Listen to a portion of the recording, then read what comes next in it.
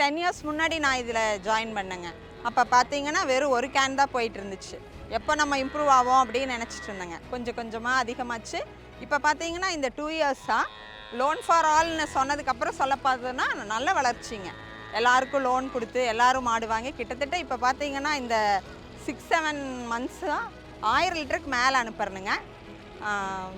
எல்லாரும் சொல்லப்போனால் 2 நேரமும் நம்ம பில்லு கொடுக்குறோம். கரெக்டாக எல்லாருக்கும் லோனு, ஃபீடு கரெக்டாக வந்துடுதுங்க. அதனால் எல்லா உற்பத்தியாளர்களுமே ரொம்ப மகிழ்ச்சியாக இருக்காங்க. இப்போது பால்வளத்துறை அமைச்சர் இவர் வந்ததுக்கு அப்புறமா பார்த்தீங்கன்னா, ஃபஸ்ட்டெல்லாம் நாங்கள் ஒரு டிஆர் கிட்டேயோ ஒரு சிஎஸ்ஆர் கிட்டேயோ பேசுறதுங்கிறதே பெரிய விஷயமா இருக்குங்க. இப்போ பார்த்தீங்கன்னா, டிஆரும் சிஎஸ்ஆரும் அவரோட டைரெக்டாக நிறைய பேசுறதுனால, அவங்களும் எங்களோட உங்களுக்கு இதெல்லாம் இருக்குது அப்படிங்கிறத எடுத்து சொல்லி இதெல்லாம் பண்ணுறதுனால நல்லாவே வளர்ச்சி இருக்குதுங்க இவர் வந்ததுக்கு அப்புறமா. அதனால எல்லா உற்பத்தியாளர்களுமே ரொம்ப மகிழ்ச்சியா இருக்காங்க. இதையெல்லாம் செஞ்சு கொடுத்த முதல்வர் அவர்களுக்கும் அமைச்சர் அவர்களுக்கும் ரொம்ப நன்றிங்க.